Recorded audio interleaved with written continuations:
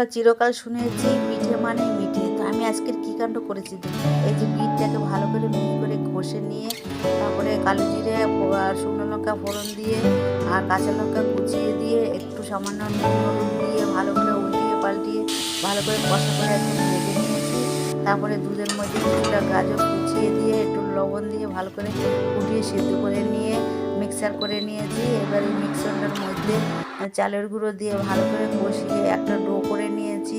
ওই ডোটাকে এবার যে আটা মাখার মতো সুন্দর হয়েছে ওইটাকে ছোটো ছোটো করে লিচি করে নিয়ে চ্যাপটা চ্যাপটা করে ছোটো ছোটো লুচি করে তার মধ্যে একটু ভালো করে ফোড়ন করে নিলাম। তার মধ্যে বিট ভাজাটা দিয়ে বেশ সুন্দর করে একটু ডিজাইন করে নিলাম, হাতে শেপ দিয়ে ডিজাইন করে নিলাম। এবার মাত্র 5 মিনিট একটু ভাপিয়ে নেব। ব্যাস দেখুন একদম রেডি হয়ে গেল আমার ঝাল ভাপা পিঠে।